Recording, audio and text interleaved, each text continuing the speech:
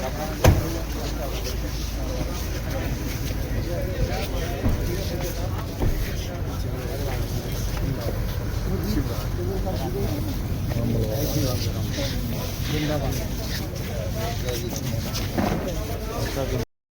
अंदाजा लगाओ 3 महीने में दिवाली से लेकर और नया साल भी,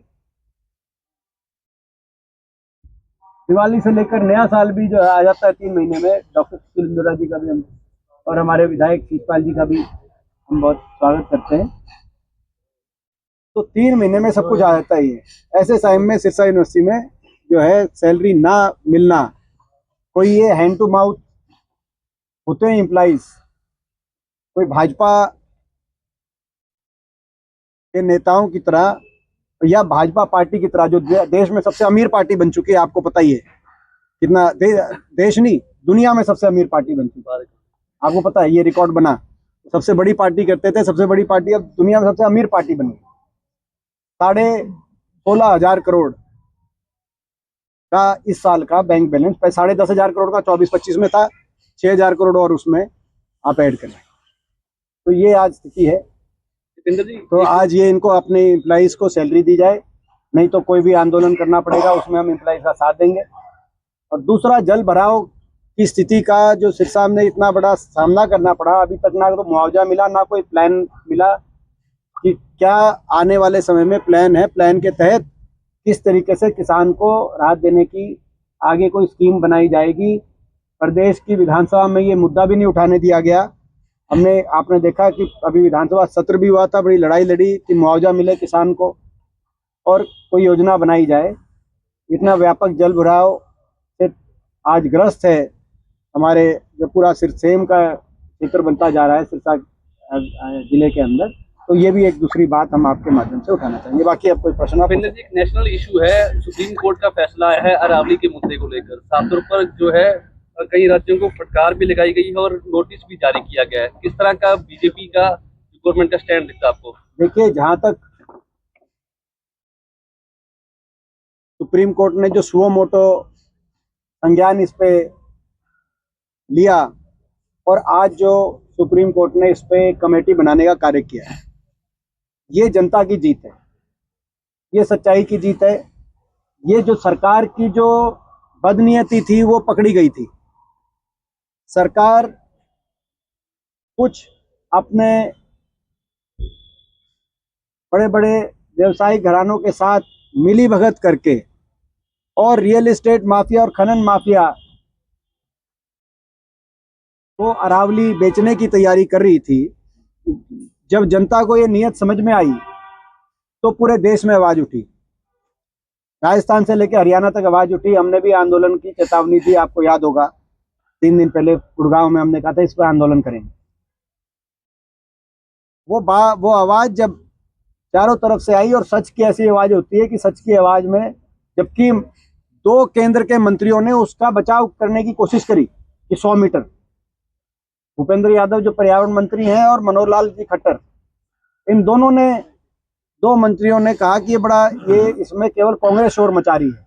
अब मैं इन दोनों मंत्रियों से पूछना चाहता हूं, जब सुप्रीम कोर्ट ने जनता की आवाज को स्वीकार करते हुए उस पर स्टे लगाने का काम किया, एक्सपर्ट कमेटी बनाई, तो क्या सुप्रीम कोर्ट के इस फैसले का भी वो वैसे ही बचाव करेंगे जो 100 मीटर का कर रहे थे? 2 ही मंत्रियों ने किया पूरे देश में 100 मीटर के फैसले का बचाव, भूपेंद्र यादव जी ने और मनोहर लाल खट्टर जी ने, कि 100 मीटर ठीक थी, जबकि 100 मीटर का बिल्कुल फैसला कोई औचित्य नहीं है। 100 मीटर में तो लगभग हरियाणा के अंदर तो सारी अरावली आ जाती। आप खुद अंदाजा लगाएं कितना गलत फैसला था।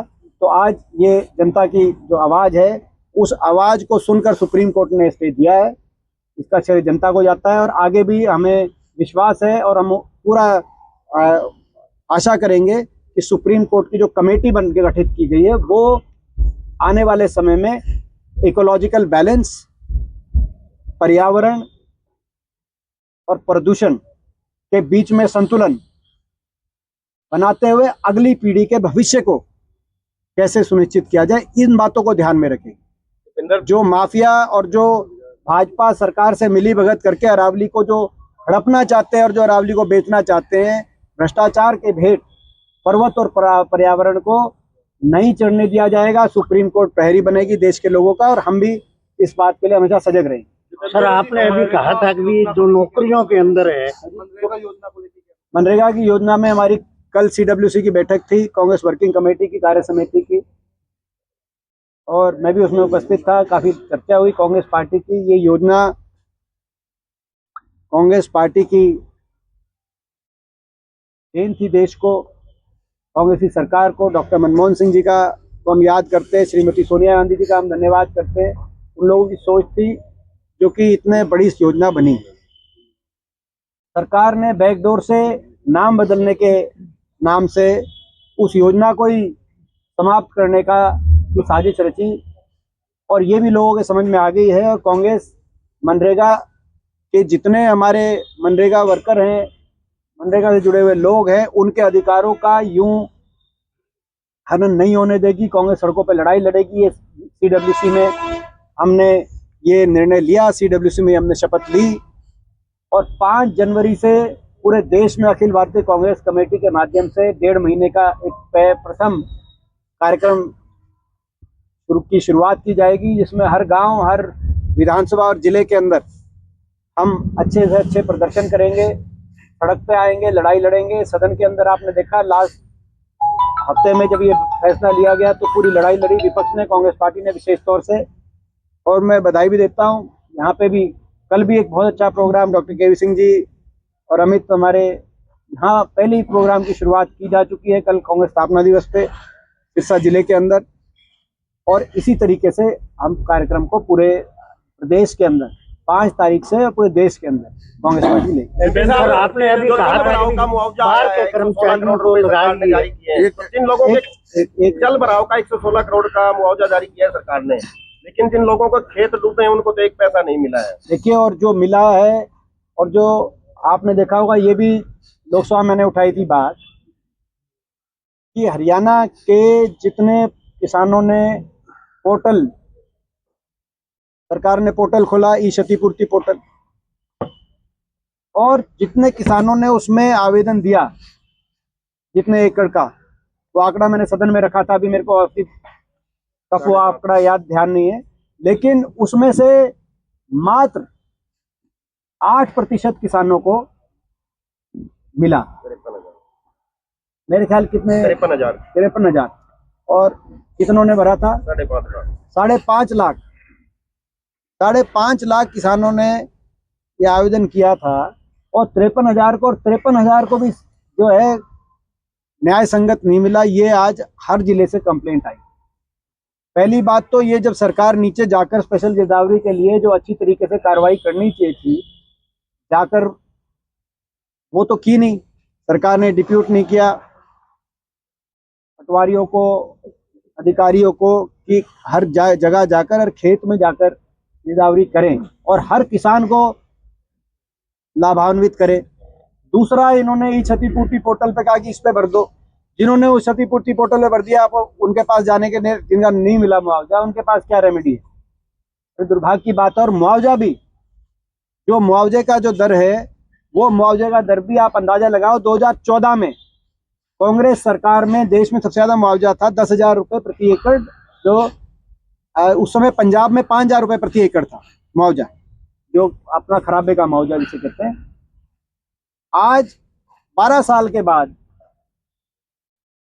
पंजाब में तो आपको ध्यान होगा कि इनकी सरकार ने कहा, आम आदमी ने, कि भैया मिनिमम मुआवजा 20,000 प्रति एकड़ दिया जाएगा खराबे का, इस बार ये जब जल भराव की स्थिति का सामना करना पड़ा। और हरियाणा में कहा 7,000।